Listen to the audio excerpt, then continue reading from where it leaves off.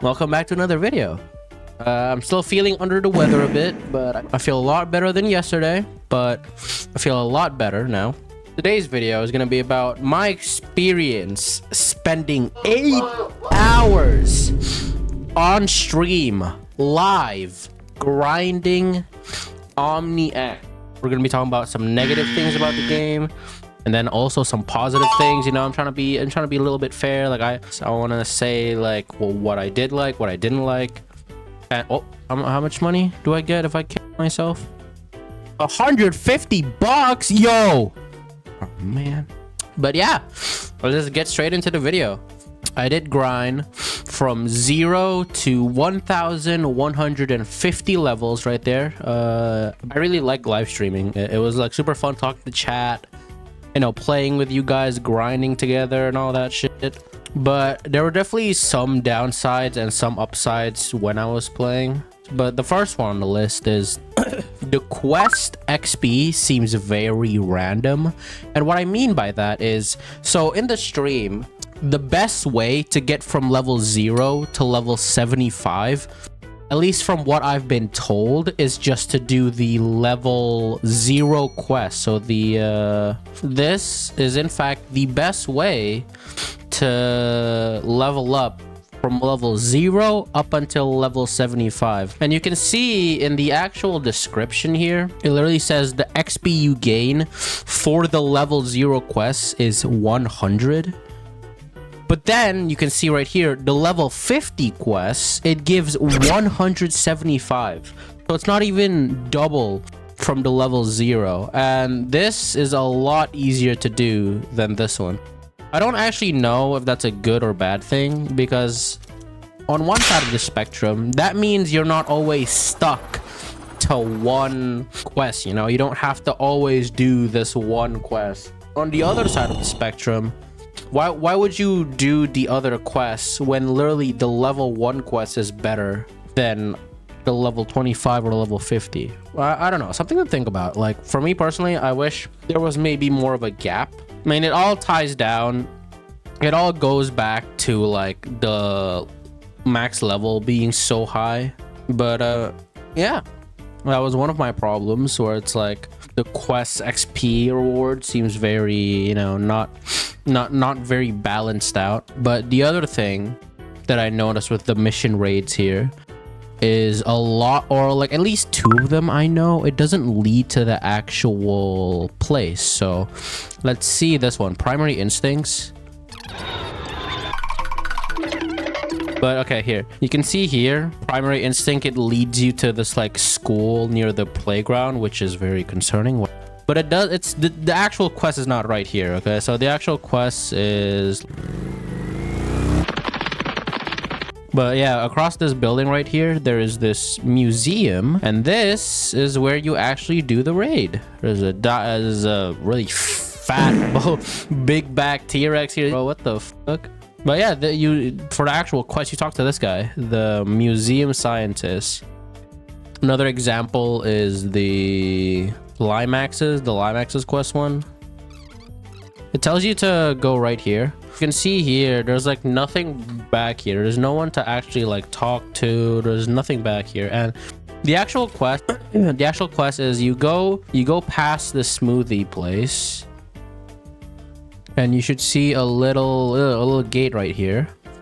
You come over here, you open this gate, you go down there, and yeah, the quest is like in a hall, like go through the hallway, and just, yeah, pretty cool. But yeah, just something for them to fix, I guess, because the quest places thing doesn't really work. But next up, I feel like 99% of aliens feel very useless.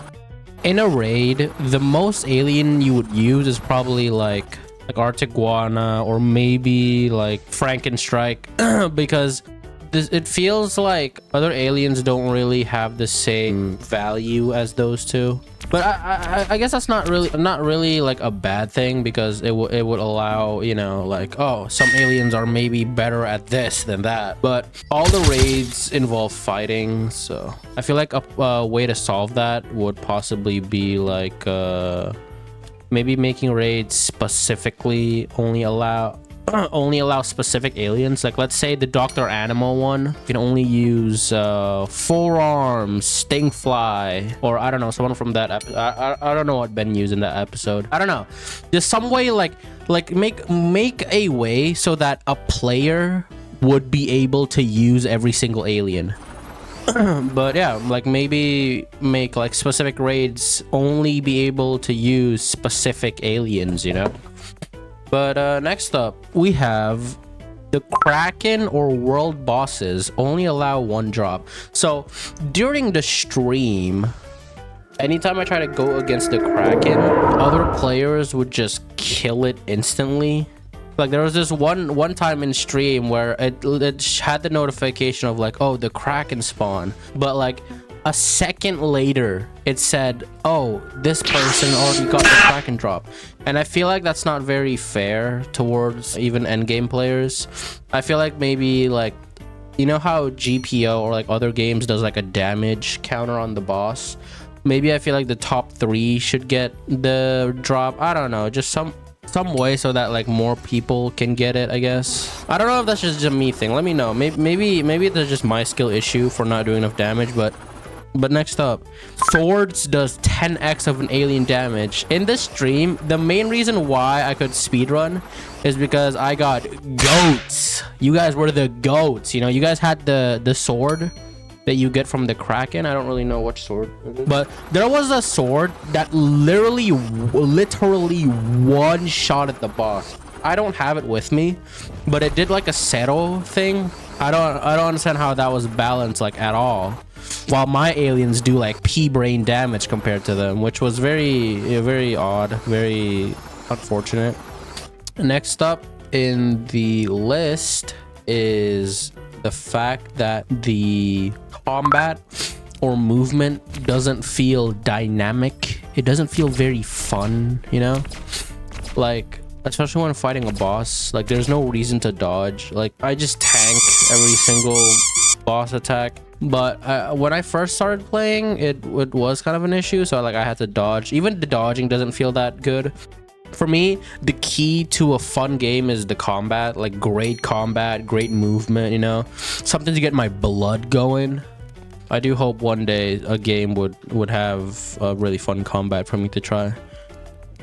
But next up, there are no seamless retries. So when you're actually in a raid and you beat the raid, if you want to press retry, you have to get teleported out of that server into a different server, which I don't understand why they don't have seamless retry. Maybe it's because like I played tower defense games too much, but I feel like seamless retry is just a must-have in most games, for me at least. I don't know, a seamless retry just seems so like a good aspect of a game.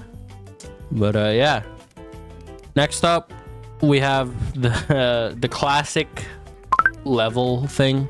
The highest level quest you could do before level 1000, the level 1000 quest is 150. And I would like to mention, on stream, even on the VOD, which you can check out in the link below, in the VOD, I spent 6 hours, more than 6 hours. And by the way, at level 468, I was given a lot of game pass. I was given Omni VIP, I was given Omni Color, and I was given partial master control by a dev, which shout out to you, by the way. That was awesome.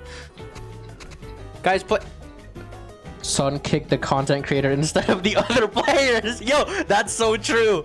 You just keep begging for Omni. When did I beg for Omni VIP? When? Please, devs, I need this. Oh my god, this ass red spitter with the hat. Oh, yo. Oh, Omni Color. What the bro? Omni.